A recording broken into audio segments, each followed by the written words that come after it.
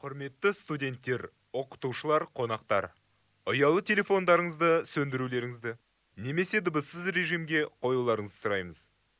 Уважаемые студенты, преподаватели, гости, просим вас отключить или поставить на беззвучный режим ваши мобильные телефоны.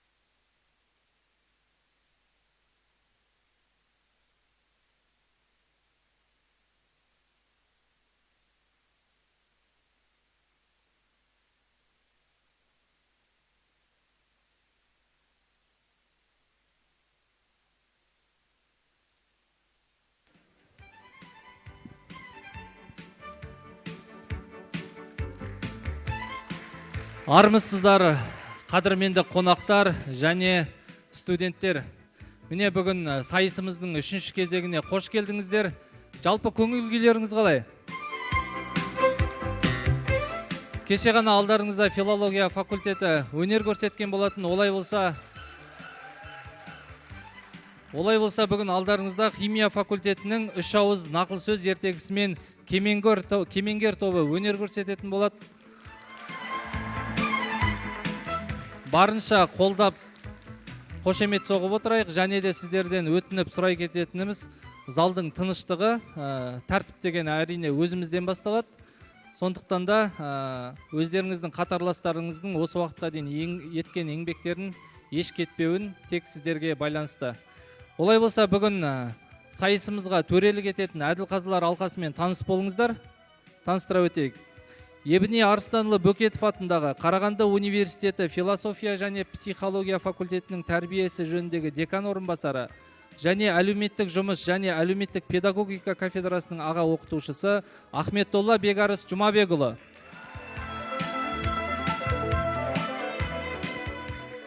Қазақстан Республикасы мәдениет қайраткері Сәкен Сейфуллин атындағы Қарағанды облыстық қазақ драма театрының әртісі Кемалова Бижамал Далабайқызы. Қазақстан Республикасының мәдениет қайраткері Сәкен Сейфуллин атындағы Қарағанды облыстық қазақ драма театрының әртісі Ахметов Боранбек Тоқтарұлы. Ебіне Арыстанұлы Бөкетов атындағы Қарағанды университетінің ғылыми кітапхананың директоры Абдығұлова Гаухар Қуанышқызы. Және Сәкен Сейфуллин атындағы Қарағанды облыстық қазақ драма театрының әдебиет бөлімінің меңгерушісі орынбасар Жасұлан Сәкенұлы. Қошемет соғып қойыңыздар. Олай болса, келесі кезекті химия факультетінің кемеңгер тобына береміз. Тыныштық сақтаймыз.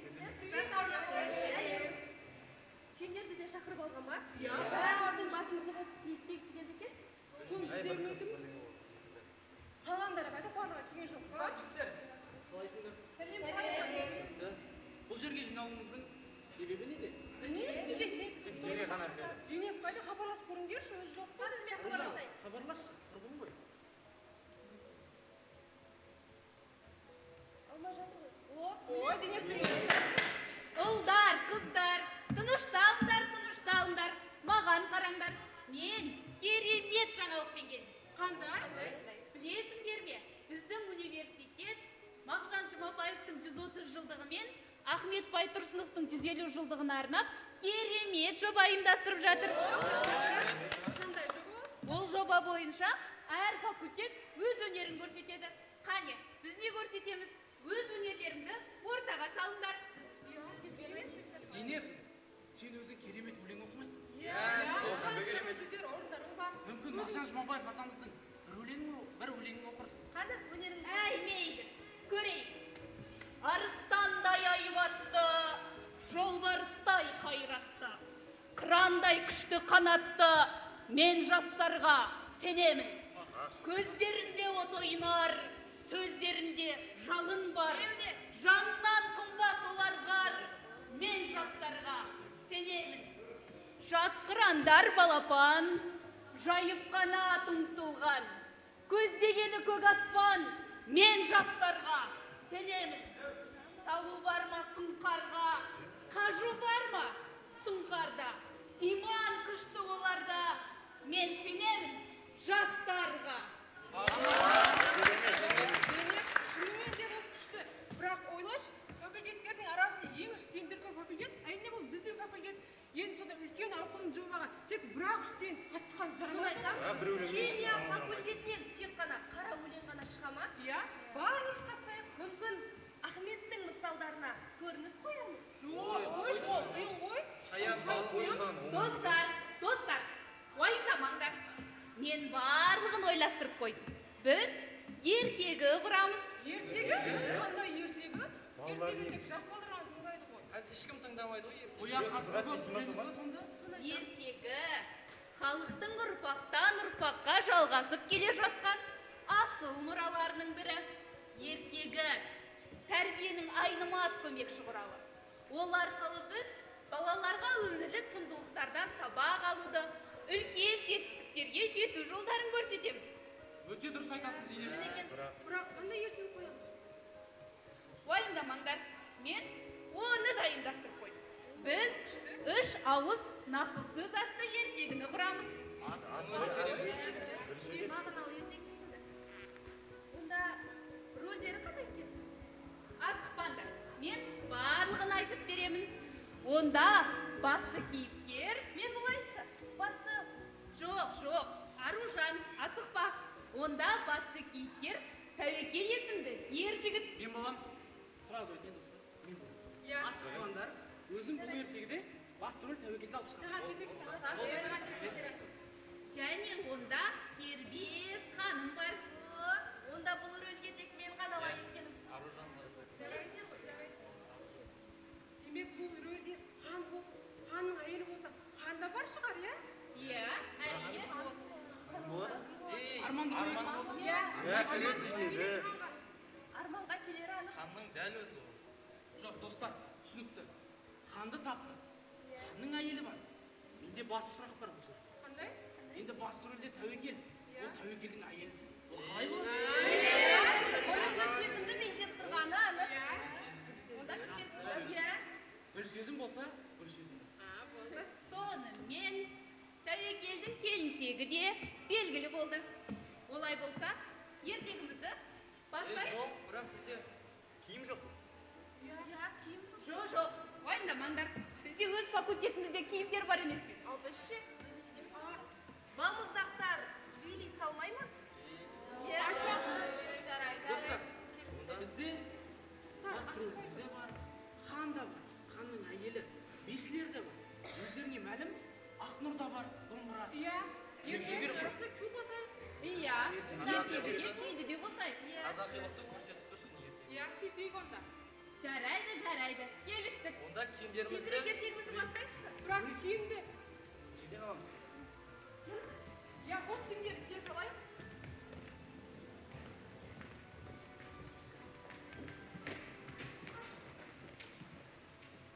Достар, қалай?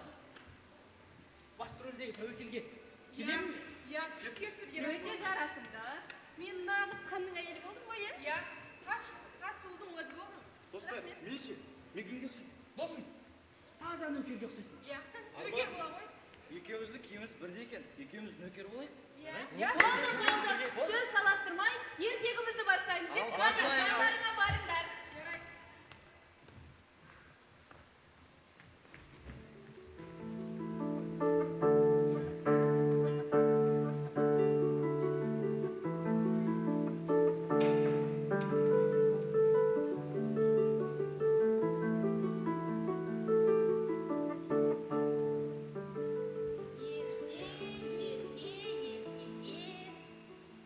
Ешкі жүні келмеген, байлар киіп қырмызы, жарлының тоны келтеге, аспанның астында, жердің үстінде, әлемді таң еткен келтен деген бір сайран бай болыпты.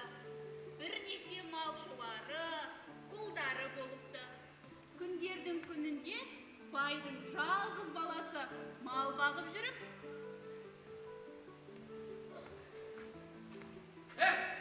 Қайт! Қап, мына бір жылқыларды. Қашанғы жылқы бағып жүреміз? Қашан байымыз? Осылай жылқы бағып жүргеніме 3 жылдан асты. Қайт деймін мен саған! Қайт! Ай, мына бір жылқылар көрешекті көрсетті ғой. Ай.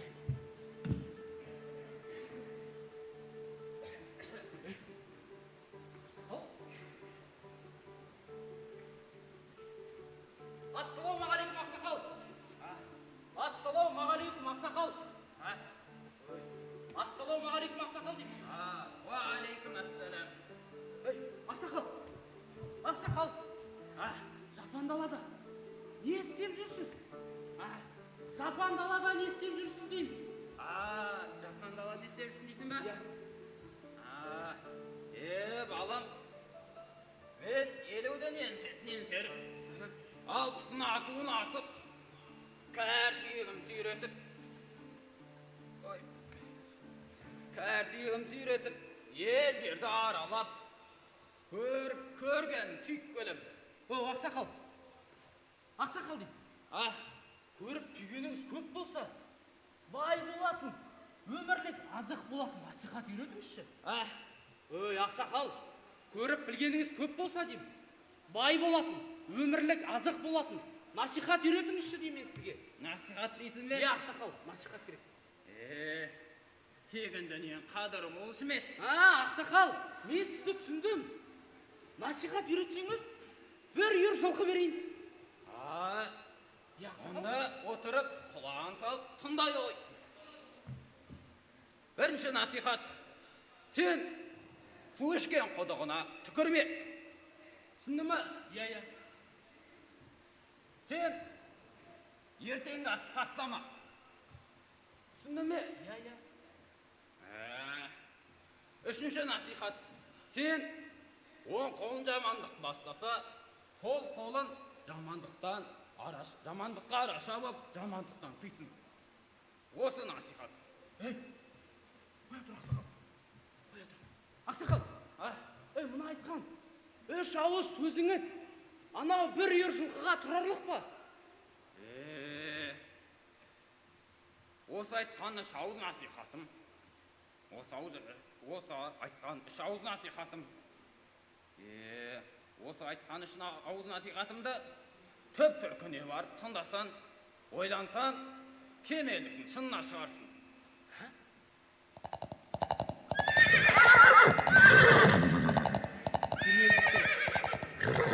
Кемелдіктің шынына шығасын?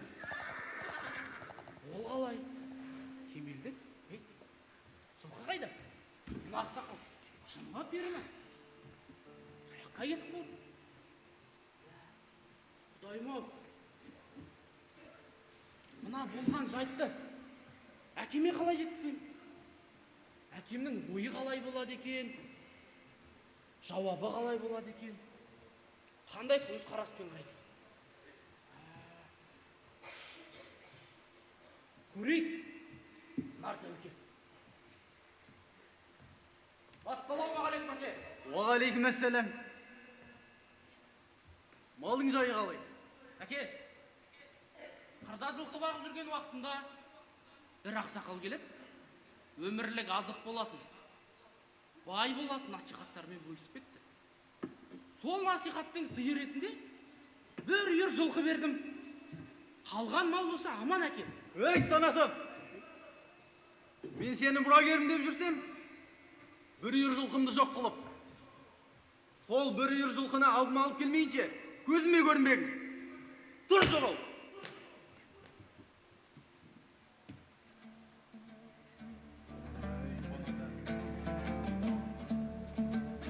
Енді не істеймін? Әкемнен алған бір үйір жылқыны қалай қайтарам? Бұл қалай болады екен? Таптым. Жұмыс істеймін, ақша табамын. Бір үйір жылқыны 3 үйір қылып әкеліп беремін. Отағасы, міне, жүгіңізді дайындап қойдым. Бірге жолға шығайық. Қалқам-ау, сен мына түріңмен қайда барасың? Мен бұл сапардың қаншалықты ұзаққа созылатынын білмеймін. Мен сенің басыңды қауіпке тіккім келмейді. Сен өзіңе қара, ата-анама қарай аласың. Бұл менің соңғы әрі нақты шешімім. Мен жолға аттанайын. Отағасы, сағынғанда есіңізге аласыз.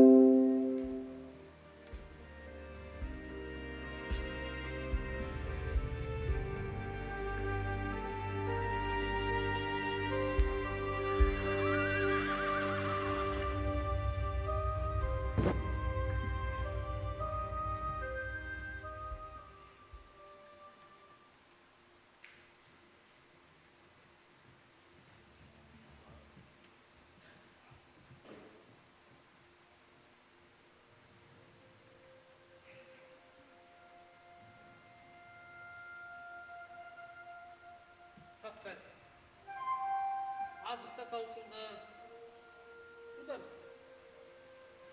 Енді не істеймін? Құдайым-ау,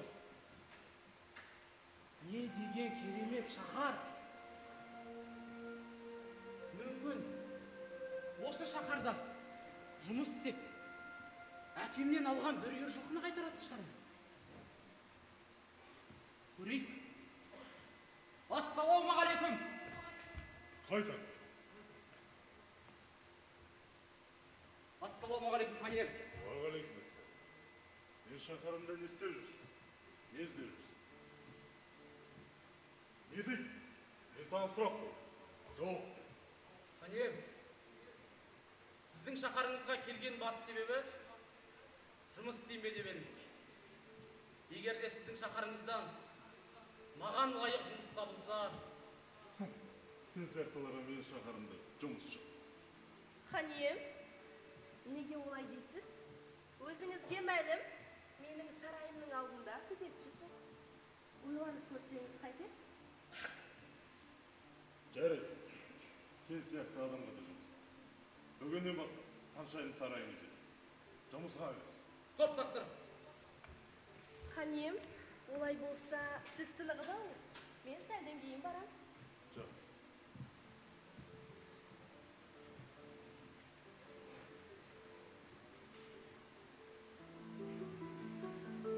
Маған әлгі жігітті шақыртыңдар.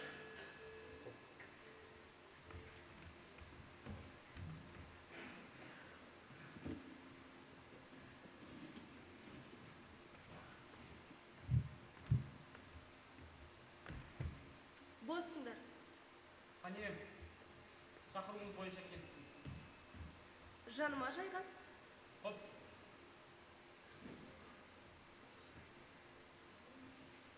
Ал, жөніңді айт, жігітім. Қай шаһардан болдың? Кімнің ұлысың? Тегің кім? Орта жүз Найманмын. Күйді ұнатамысың? Күйді ұнатпайтын қазақ жоқ қой. Күйшіні алдыртыңдар.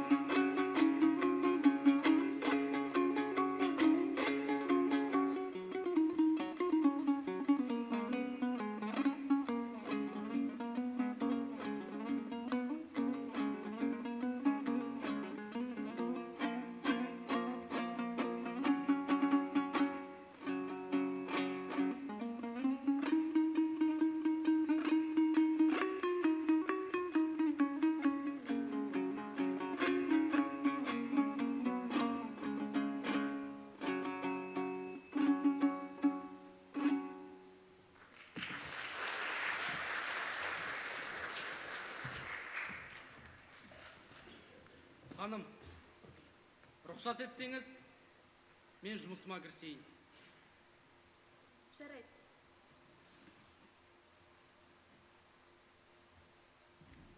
Тоқта.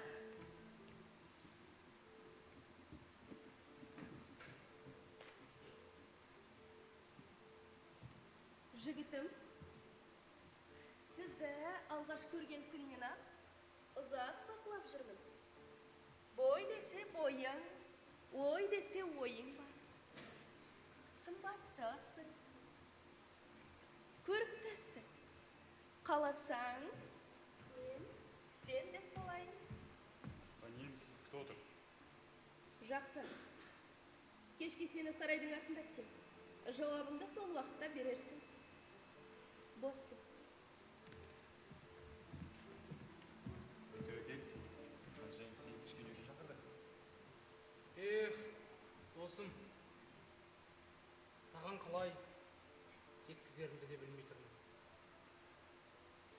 Менің ойымша, ханымның менде көңілі бар сияқты.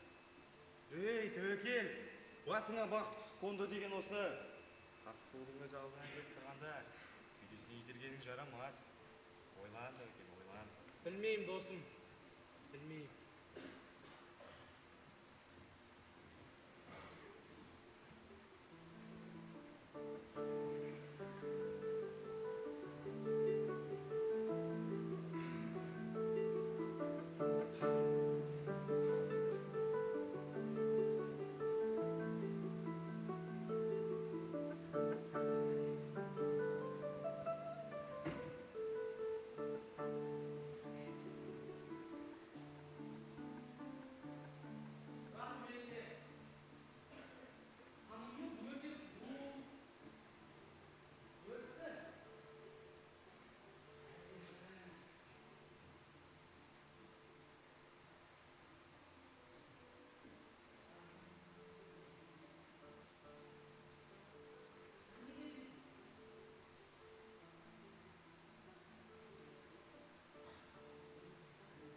Су ішкен құдығына көрме.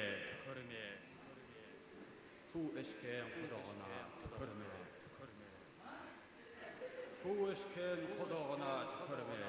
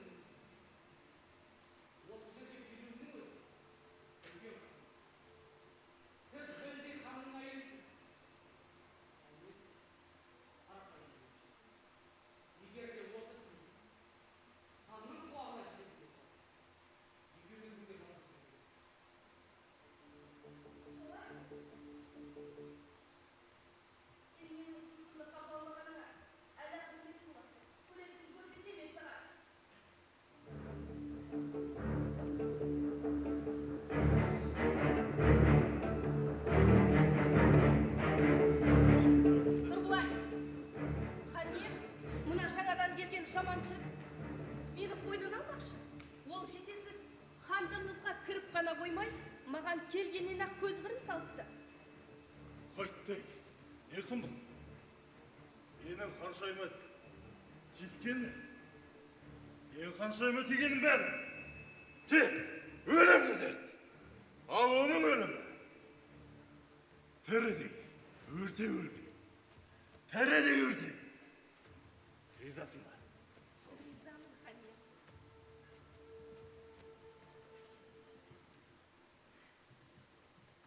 Кел бұл. ертең таңертең кім бірінші көмір алуға келеді, соны тірі де берген. Тәуекел шақыр кел.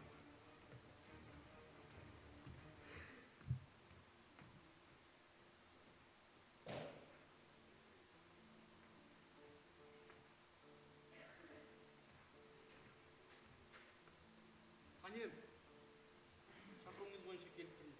Саған бір шаруа бар. Ертең таңертең осында бір қап көмір алып келеді. Қоп тақсыр. Бар.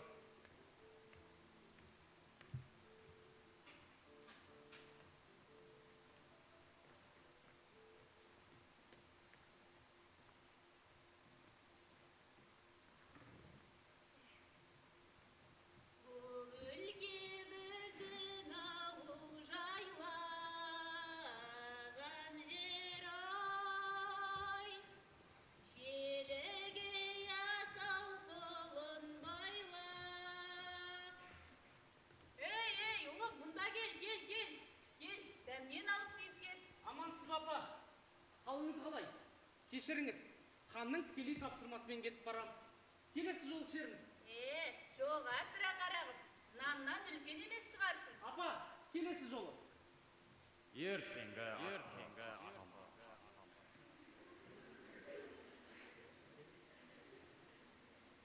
Әже, ата-бабаларымыз дайын тұрған ас болса, тастама деген. Дайын тұрса, дәм татайық. Өзің қандай естедің? Жүр, балдай қымызымнан құйып берейін.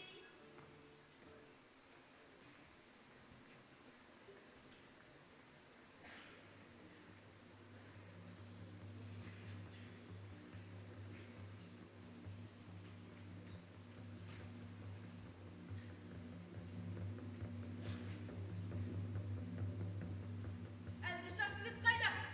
Тәуекел қайда? Тәуекел! Тәуекел! Жіберіңдер! Менің кім екенімді білесіздер ме? Мен ханның әйелімін. Жіберіңдер! Жіберіңдер! Бек бара! Көмектесіңдер!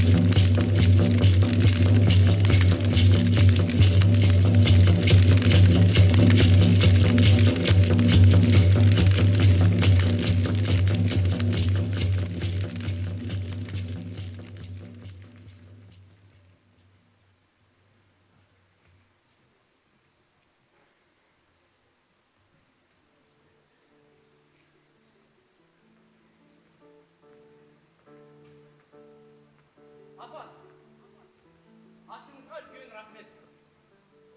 Мен енді ханның тапсырмасы бойынша жүрейін. Мұның жөн екен балам. Олай болса жолың болсын. Рахмет, әже. Сау болыңыз.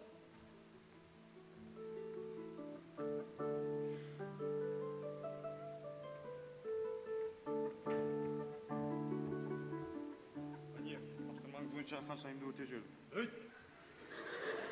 Ол ханшайымның киімі ғой. Мен сендерге ханшайымды өрте деген жоқпын ғой.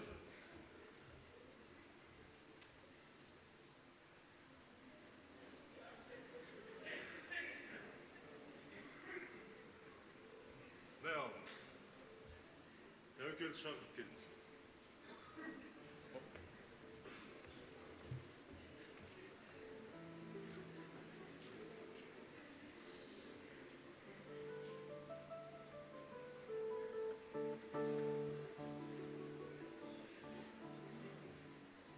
Қанем, байқауыңыз бойынша өмірді әкелдім. Ей тәуекел, саған бір сұрағым бар. Сайтансың ба сен? Терсің. Мен сені өлтіруге бұйырдым. Қалай тірі қалдың? Соны айтшы. Қалай тірі қалдың? Мен сені өлтіресің дедім ғой. Сен орнына қаншайым өлдің?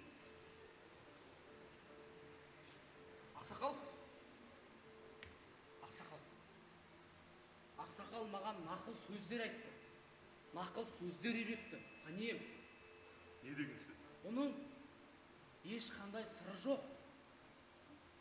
Маған бір ақсақал су ішкен құдығыңа түкірме деді. Мен оны істемедім.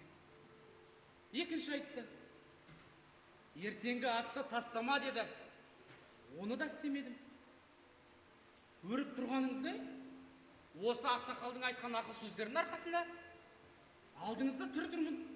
Ешқандай сыры жоқ. Ақсақал саған керемет сөздер айтты. Тамаша. Осы екі нақыл сөзің әрі. Осы сөздерің үшін қанша алтын ала аласың, сонша алтын аласың. Сосын жолыңыз. Енді көргізіңіз. Құп тақсыр.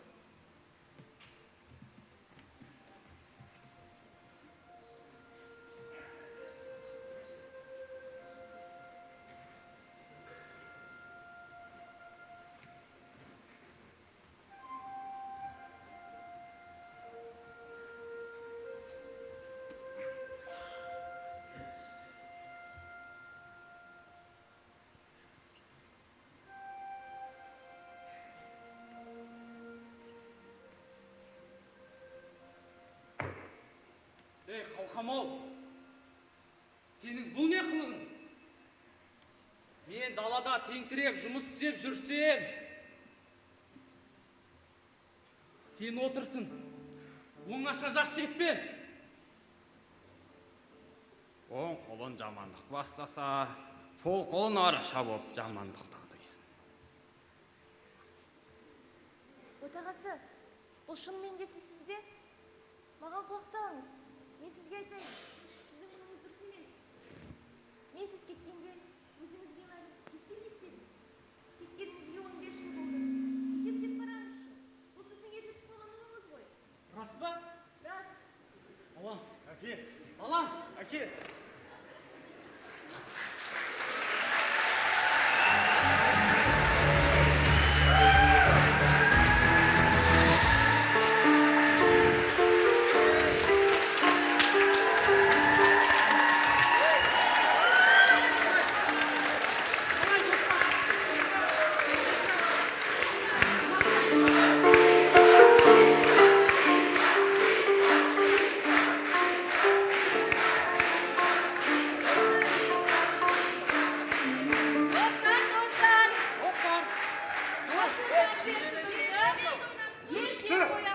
Осы концертті ертең қоямыз. Соңғы сахнаға дайындалайық.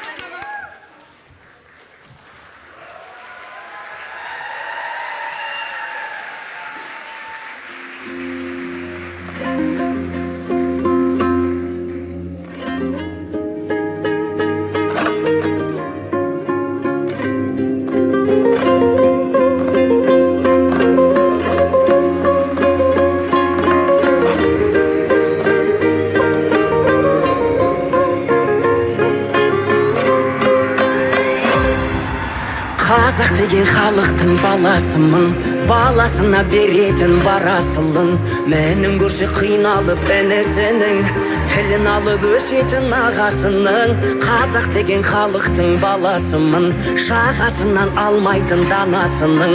Айтқанынан шықпайтын әкесінің, бір сөзінде шықпайтын анасының.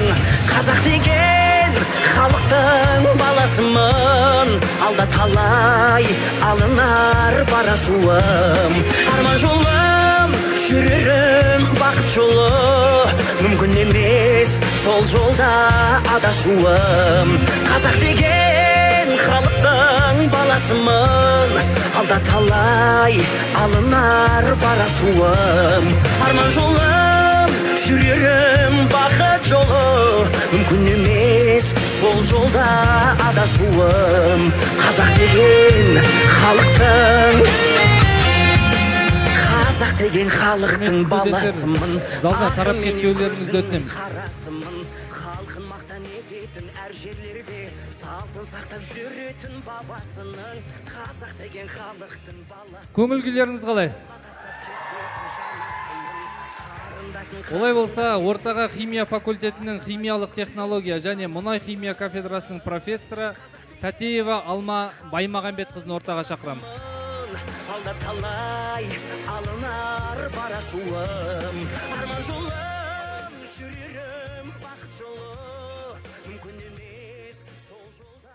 Құрметті ұстаздар, оқытушылар, қымбатты студенттер, бүгін біз химия факультетінің студенттерінің тамаша қойылымның көрермендері болдық. Үлкен рахмет студенттерге.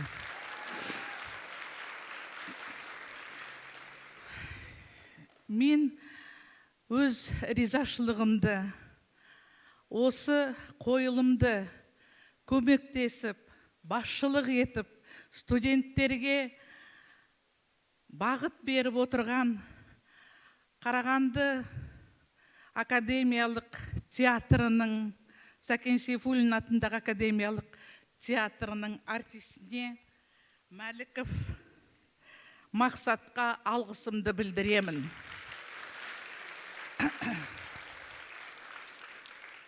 Студенттің жан-жақты болуына өзінің үлесін қосқан, дұрыс бағыт беріп, осындай қойылым паш еткізіп бізге бір тамаша әсер алып отырмыз.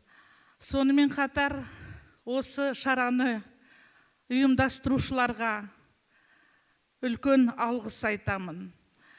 Адамның өмір бойы өсуіне, дамуына, білім алуына, жан-жақты тәрбие беруіне осы мамандардың рөлі өте маңызды. Біздің студенттеріміз тек қана оқуда, ғылымда ғана озақ емес, міне мынандай түсірілім жасап, бізге көрсетіп отыр. Өздеріңе рахмет айтамын. Осылай ары қарай жалғастыра беріңдер. Мен ойлаймын, болашақта жаңа Қазақстанда осындай мамандар өте қажет. Жан-жақты болуларыңа үлкен алғыс. Рахмет сендерге. Сізге де рахмет үлкен. Өнерлеріңіз өрлей берсін. Олай болса, құрметті студенттер, енді 13 күні, 13 ақпан күні, яғни дүйсенбі күні осы спектакль фестивальдің соңғы командасы өнер көрсететін болады. Ол әрине филология факультетінің Маса тобы құрамасы. Николай Васильевич Гогольдің ревизор комедиясымен сіздердің алдарыңызға шықпақ. Олай болса, сайыстың соңғы күнді баршамыз қолпаштап, жеңістілеп осы жерде жиналатын болайық. Баршаңызға келгендеріңізге үлкен рахмет. Амандықта жүздескенше аман сау болыңыздар. Бақыт жолы мүмкін емес, сол жолда адасуым. Қазақ деген ортаға шығып фотоға түсулеріңізге рұқсат. Алда талай алынар барасуым, арман жолым жүрерім бақыт жолы, мүмкін емес сол жолда адасуым. Қазақ деген халықтың баласымын, ағы менен көзінің қарасымын. Халқын мақтан ететін әр жерлерде салтын сақтап жүретін бабасының. Қазақ деген халықтың баласымын, жолға тастап кетпейтін жанасылын. Қарындасын қызында еркелетіп, аялайтын күліндей даласының. Қазақ деген халықтың баласымын, алда талай алынар барасуым. Арман жолым жүрерім бақыт жолы, мүмкін емес сол жолда адасуым. Қазақ деген халықтың баласымын,